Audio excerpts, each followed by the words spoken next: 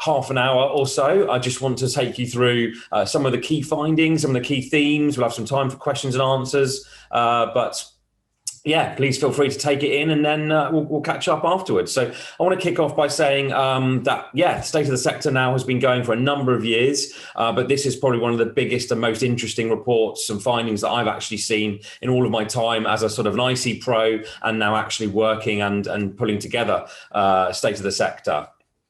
So first of all, I just wanted to make sure you're all aware of how you could get a full copy. So it's at ajg.com/state of the sector. That'll be on all of the slides throughout the presentation, but I'm conscious it is a bit of a long read. You may need a few coffees, a few bottles of beer, a few glasses of wine to actually get through the entire report, but I'm going to try and summarize some of the key themes today.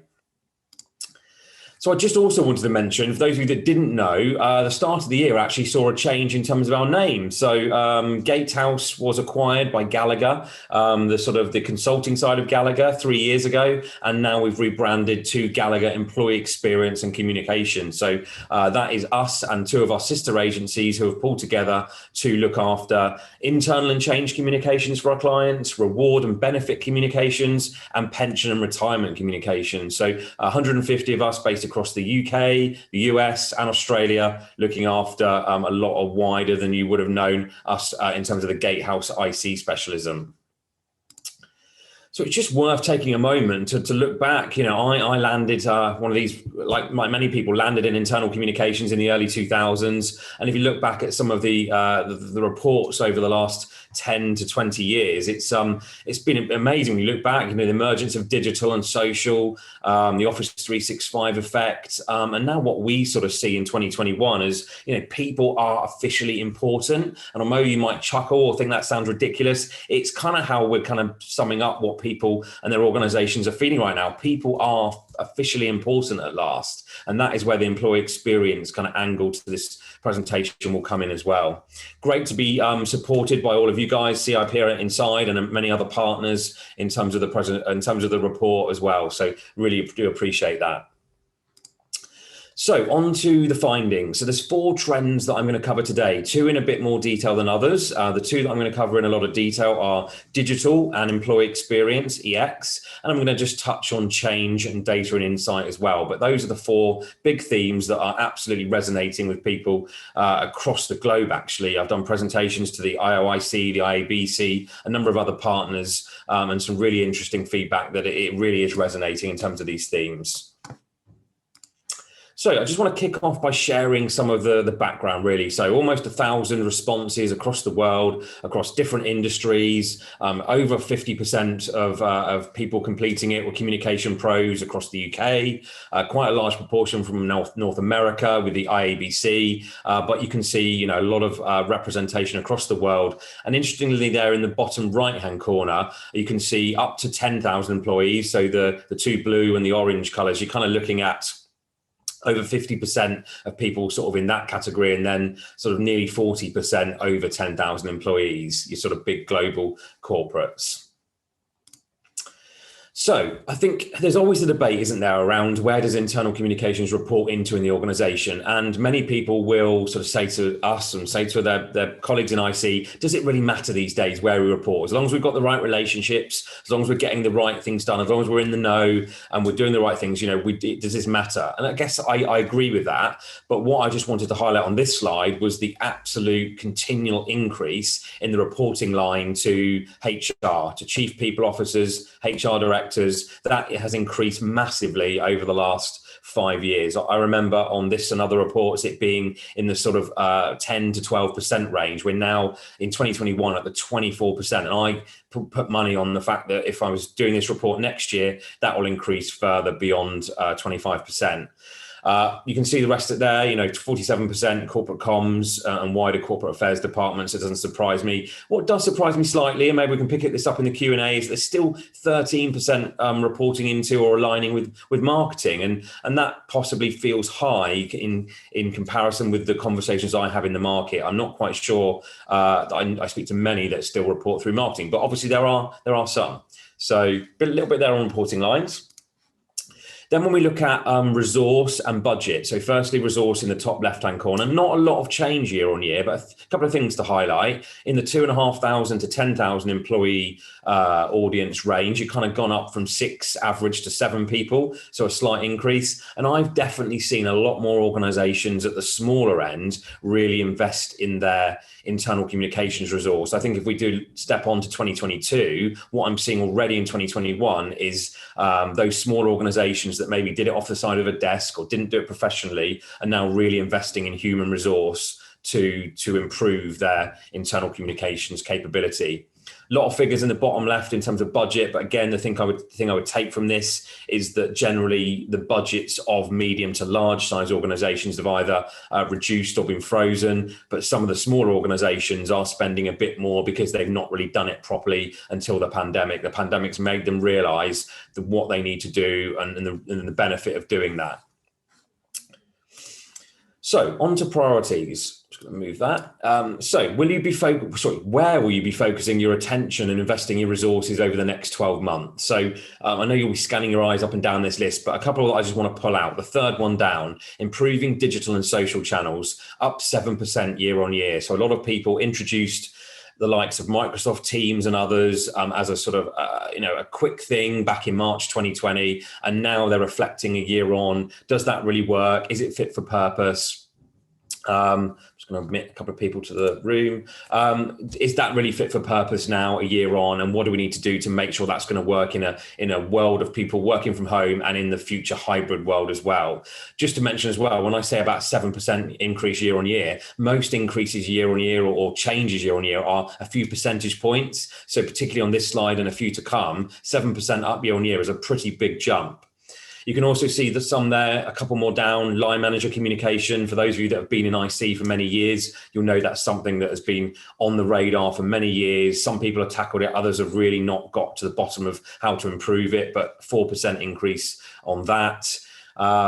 Leadership visibility, even more than last year, so a 4% increase there. One thing that did surprise me, fifth from the bottom, is upskilling yourself and the team. I do speak to some organizations who feel that maybe their IC team are a little bit traditional, so I would have thought that upskilling around digital and the future of work and all of the skills needed as an IC pro beyond the traditional world would perhaps have seen more of an increase there, but not the case in terms of these stats. Topics of communication. So in 2021, do comms pros expect to increase, maintain, or decrease the volume of comms around the following topics? So some of this will absolutely confirm what you're probably doing and seeing in your own organization. So health and well-being, 69% saying they're going to increase even beyond 2020, increasing more around that. Purpose and strategy, colleague stories and recognition, CSR, ethics and values. So they're the top 4 there in terms of really IC pros focusing on increasing the volume of comms around those topics. Some others there, I think, reward and benefits, performance training, career development, other stuff there. But I think generally, from what I'm seeing in the market, those top 4 or 5 are really what people are focusing on in the year ahead. So probably one of the most interesting slides for me. So if I haven't already got your attention, I hope this one will, because it really does fascinate me, this one. So if we can take your eyes to the left-hand side to begin with, and look at the bottom left in terms of these questions. So to what extent do you agree with the following statements? IC plays a critical role in capturing and amplifying employee voice. IC is a key driver of the employee experience. IC is viewed by senior leaders as a trusted advisor, and senior leaders and IC agree on the purpose and goals of IC. These findings have gone up from the early to mid 60s to the early to sometimes mid 80s in 1 year. So in some cases, this is 20% up year on year, which is brilliant. And I think some of you will sit and go, yeah, I know, it's kind of what I've seen in my organization. It's brilliant.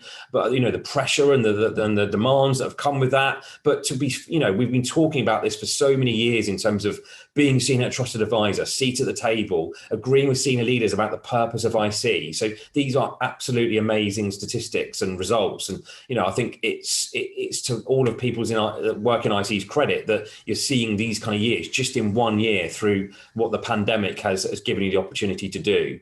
On the final column there, in terms of the seats at the table, we haven't got the stats for 2020, so that's still reasonably high. But I think, very, very interesting there, and probably, as I say, some of the most interesting uplifts in the whole report.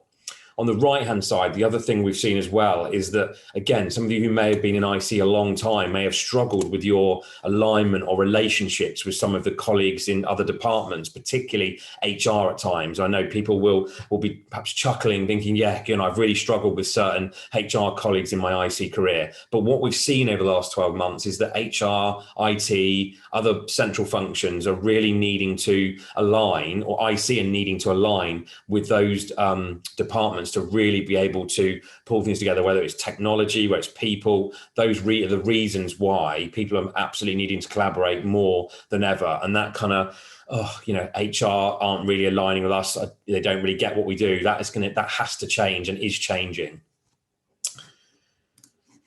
So the impact of COVID-19. So which of the following trends will we be building on in 2021? So a little bit of a repeat from the previous slide or two ago. So an increased focus on mental health and employee well-being. Absolutely. People are really taking this seriously now. People are officially important, and the welfare of people is absolutely top on most people's agendas. The increased focus on diversity, equity, and inclusion. So, on the back of the George Floyd event and other things, there's absolutely a focus on D&I much more than before, whether that is organizations investing in heads and directors of D&I, or really embedding, the right culture into their business. People are really focused on this now.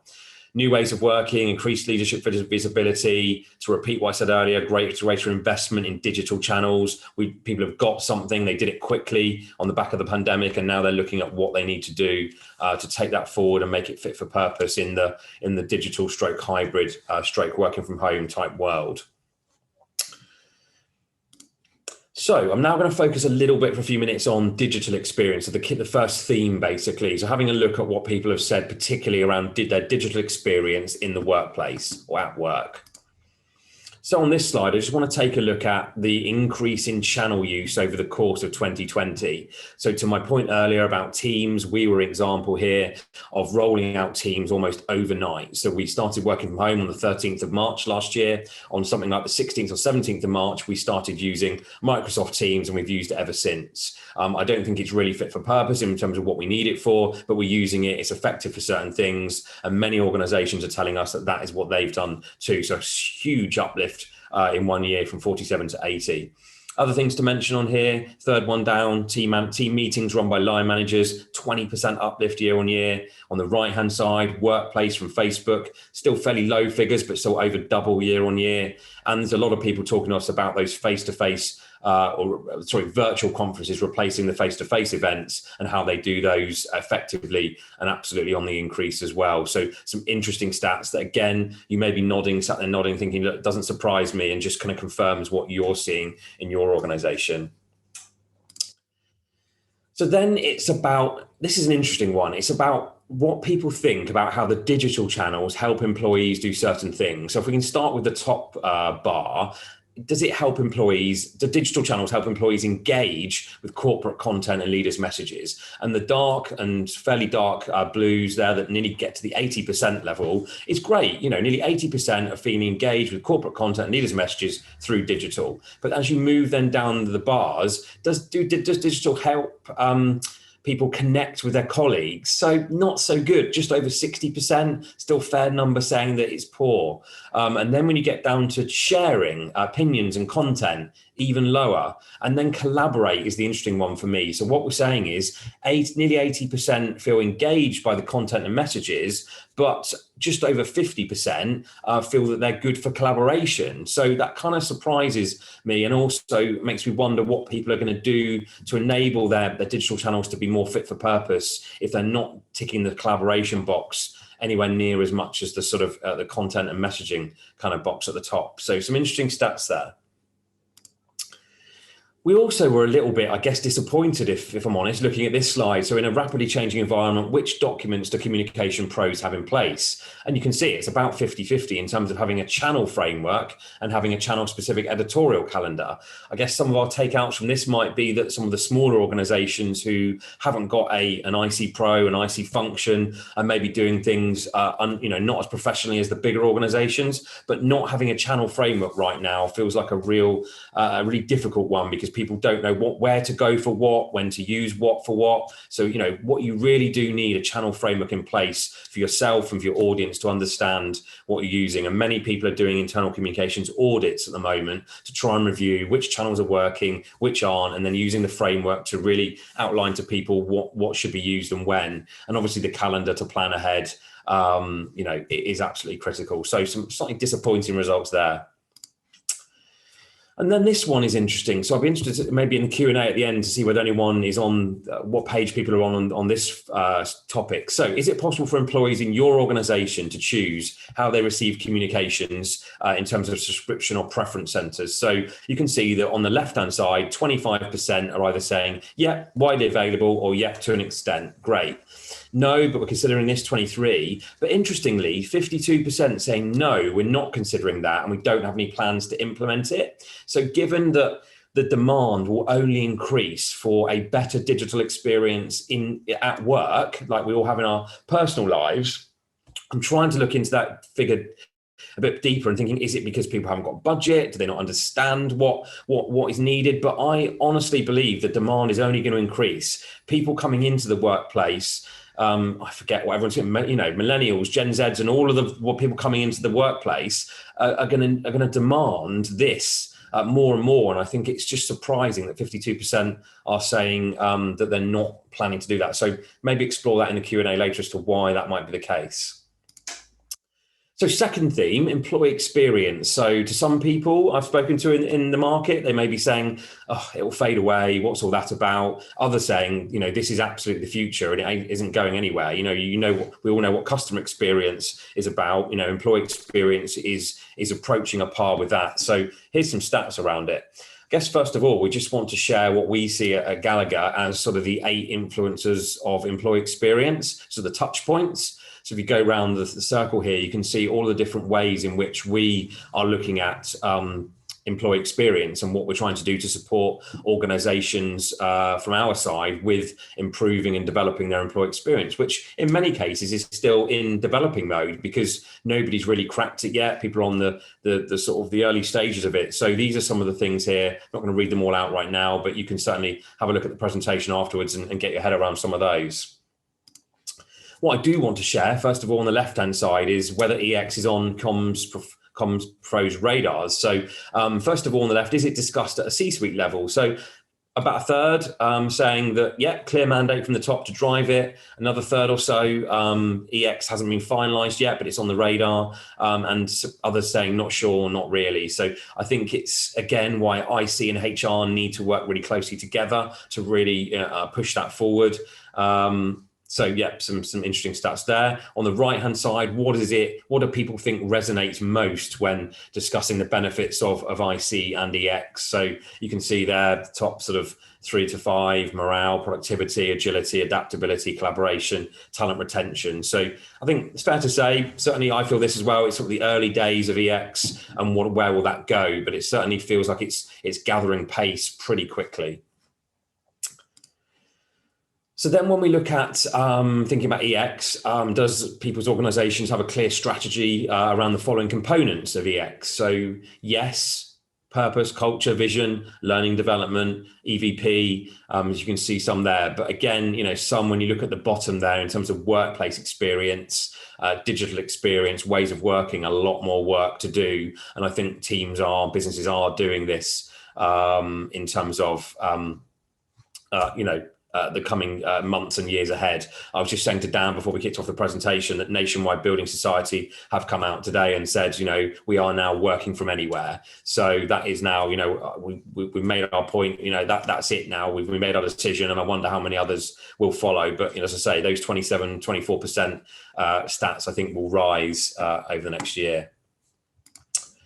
Okay, so positive steps. Yep. So, okay, left-hand side. So 21% is saying there's a cross-department working group in place to define and embed EX. 34% no formal group, but a high level of collaboration, and 45% saying a limited collaboration between departments. So it links back to, I'm repeating here on the right-hand side what you've seen already, the link with the collaboration with other departments to shape the employee experience. I think if it's not happening with your organization, I think you definitely need to be thinking about how to improve that.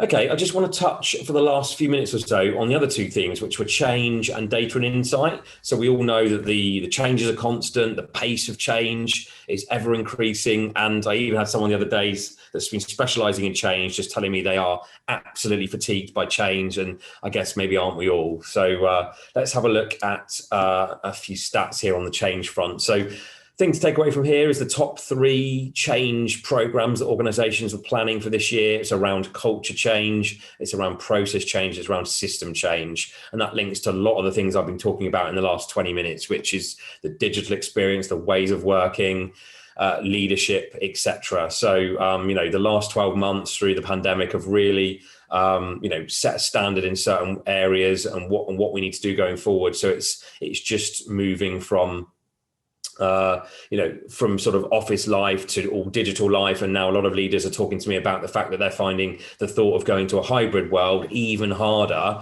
than the initial kind of revert to digital a year ago. So that's an interesting, again, conversation that people are having.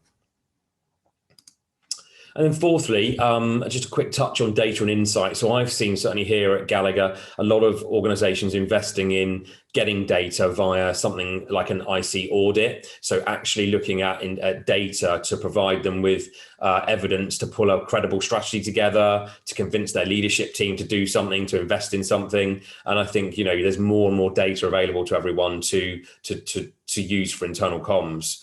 So what I just want to cover off here is how people are measuring the following. So a little bit like that slide I showed you earlier in terms of the bars. So in terms of reach, we weren't surprised to see that 80% either systematically or sometimes measure reach. And by that, we mean the stats, online analytics, event attendance, etc. Then when you move down the bars, understanding, so then that drops to just under 80%. When you look at overall satisfaction with IC via an audit, surveys, interviews, you get down to about 60%. And then probably it won't surprise any of you that people are still really struggling to really measure behavior change and business outcomes when you drop under 60% for systematically and sometimes. So a lot more to do there. I think, we all know that sort of the holy grail is to try and, change behavior, and achieve the outcomes we want to. So no surprises there. I think it's increasing and improving, but I think there's a lot more to do.